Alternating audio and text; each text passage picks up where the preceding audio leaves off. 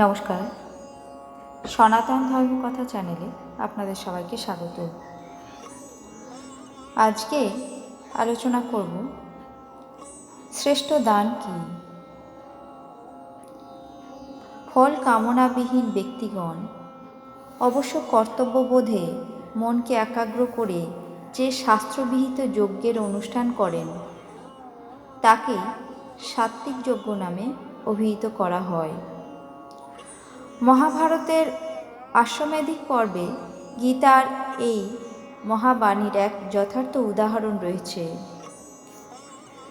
যজ্ঞ যে শুধু সাধু মহাত্মারাই করেন তা নয়, দেবতাদের হবি প্রদান করে তুষ্ট যে শুধুমাত্র মুনি ঋষি সাধু সন্ন্যাসীরাই করতে পারেন সেটা নয়।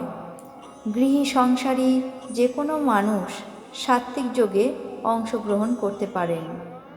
সেই গৃহী সংসারীদের যজ্ঞে হবি না থাকলেও শুধুমাত্র অন্তরের সর্বশ্রেষ্ঠ আহুতি বা সেবা ধর্মই এই যজ্ঞের আদি হবি হিসাবে গ্রহণ করা হয়ে থাকে। তার উল্লেখ আছে এই পর্বে। অশ্বমেধ যজ্ঞের পর সম্রাট যুধিষ্ঠিরের নাম যখন দিকে দিকে ব্যাপ্তি লাভ করল, তখন তিনি ঠিক করলেন এক মহাযজ্ঞের আয়োজন করবেন। যজ্ঞসভার ঋত্বিকগণ প্রভূত ধনসম্পত্তি উপহার পেলেন। সমাগত রাজন্যবর্গকে মহামূল্যবান রত্ন, হস্তি, সোনা ইত্যাদি উপহার দেওয়া হলো। এছাড়াও দরিদ্র আতুর নির্বিশেষে প্রজাগণও যথেষ্ট পরিমাণে ধনসম্পত্তি লাভ করলেন। এই উপহার সামগ্রীর সঠিক মূল্যায়ন করা দুঃসাধ্য হয়ে পড়ল। চারিদিকে রাজ চক্রবর্তী যুধিষ্ঠিরের নামে ধন্য ধন্য রব উঠল। তখন ওই যজ্ঞসভায় এক নকুল বা বেজি এসে উপস্থিত হল। তার চোখ ছিল নীলবর্ণ এবং তার শরীরের এক অংশ সোনার বর্ণে রঞ্জিত, অন্য অংশ সাধারণ ছিল বা স্বাভাবিক ছিল। সে কিছুক্ষণ ওই পরিত্যক্ত যজ্ঞভূমিতে গড়াগড়ি খেতে লাগলো এবং নিরাশ হয়ে উপস্থিত রাজন্যবর্গ ও ব্রাহ্মণবর্গকে বলল, আপনারা এই যজ্ঞের ও তার হোতাকে যে ধন্য ধন্য করছেন, কিন্তু আমার মতে এই যজ্ঞ কিন্তু শ্রেষ্ঠ যজ্ঞ হয়নি। কুরুক্ষেত্র নিবাসী এক ব্রাহ্মণ যে দান করেছিলেন তার সাথে এই যজ্ঞের কোনো তুলনাই হয় না। নকুলের এই কথা শুনে উপস্থিত ব্যক্তিবর্গ ভীষণ হাসাহাসি করতে লাগলেন এবং নকুলের এই প্রলাপের কারণ জিজ্ঞাসা করলেন।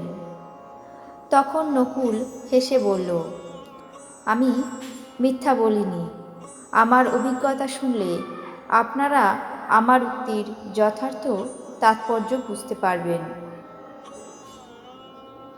এই বলে নকুল তার নিজের অভিজ্ঞতা শোনাতে লাগল। কুরুক্ষেত্রে এক ব্রাহ্মণ ভিক্ষার দ্বারা দিনাতিপাত করতেন। দুর্ভিক্ষের ফলে চারিদিকে তখন খুব অনটন। অনেক দিন অনাহারের পরে একদিন তিনি ভিক্ষার দ্বারা কিছু যব সংগ্রহ করে গৃহে এনেছিলেন। তা দিয়ে ছাতু তৈরি করলেন। সপরিবারে ভোজনের উপক্রম করছেন, ঠিক সেই সময়ে দরজায় এক ক্ষুধার্ত ব্রাহ্মণ এসে কিছু খাদ্য ভিক্ষা চাইলেন। গৃহস্থ সেই ব্রাহ্মণকে নিজের ভাগের ছাতু নিবেদন করলেন। তাতে ব্রাহ্মণের ক্ষুধা না মেটায় গৃহস্থের গৃহিণী তার ভাগের ছাতু ব্রাহ্মণকে নিবেদন করলেন, কিন্তু তাতেও সেই ব্রাহ্মণের ক্ষুণ্ণবৃত্তি হল না। এরপর একে একে গৃহস্থের পুত্র ও তার সাধ্বী স্ত্রী তাদের যা যা অংশ ছিল ব্রাহ্মণকে সবই নিবেদন করলেন। গৃহস্থ স্ত্রী, পুত্র ও পুত্রবধূকে নিবৃত্ত করতে চাইলেও তারা তা শুনলেন না, বরং বললেন, অতিথি সেবাই দেব সেবা, প্রাণ যায় যাক, কিন্তু অতিথি সেবার পুণ্য থেকে তারা নিরস্ত হতে চান না। তখন অতিথি ব্রাহ্মণরূপী ধর্মরাজ বললেন, হে গৃহী শ্রেষ্ঠ, তোমার সেবা অতি শুদ্ধ এবং নিঃস্বার্থ। দেব, দানব, গন্ধর্ব, যক্ষ সবাই তোমার এই অতিথি পরায়ণতা দেখে বিস্মিত হয়েছে। ক্ষুধায় ধৈর্য নষ্ট হয়, কিন্তু তুমি ও তোমার পরিবার নিজের ক্ষুধার অন্ন দান করে এক লোকাতীত দৃষ্টান্ত স্থাপন করেছ। ধর্মে স্থিত থাকার ফলে তুমি অনন্ত ব্রহ্মলোক প্রাপ্ত হলে। স্ত্রী পুত্রাদির সাথে অনন্তকাল তা ভোগ করো। নকুল আরও বলল, দিব্যযানে করে সেই গৃহস্থ ও তার সপরিবার স্বর্গে গেলেন। আমি তখন গর্ত থেকে বেরিয়ে ওই ভুক্তাবশেষের উপর গড়াগড়ি খেতে লাগলাম। তখন গৃহস্থের সেবা ধর্মজনিত তপপ্রভাবে আমার শরীরের এক অংশ কাঞ্চনময় অর্থাৎ সোনাবর্ণ হলো। সেই থেকে আমি বিভিন্ন যজ্ঞস্থলে গড়াগড়ি দিয়েছি, কিন্তু আমার শরীরের অপর অংশ একই রকম রয়ে গেছে। মহারাজ যুধিষ্ঠিরের যজ্ঞে এসে আমি বিফল মনোরথ হলাম। তাই বলছি, সেই গৃহস্থ বা সংসারী মানুষ ব্রাহ্মণ যা দান করেছিলেন তা আমার কাছে সর্বশ্রেষ্ঠ দান বলে বিবেচিত হয়েছে। এ কথা বলে নকুল চলে গেল। নিঃস্বার্থ দান ভারতবর্ষের ঐতিহ্য, শিক্ষা এবং তা কর্তব্যরূপে বিবেচিত হয়।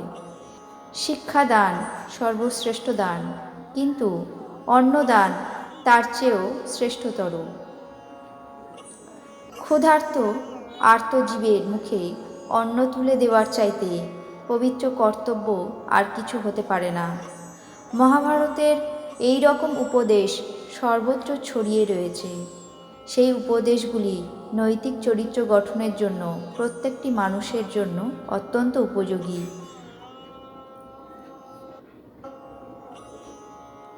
আজ সর্বশ্রেষ্ঠ দান কি এই বিষয়ে আলোচনা করলাম। আপনাদের কেমন লাগলো তা অবশ্যই কমেন্ট বক্সে জানাবেন। চ্যানেলটিকে সাবস্ক্রাইব করবেন, লাইক করবেন, শেয়ার করবেন। ধন্যবাদ।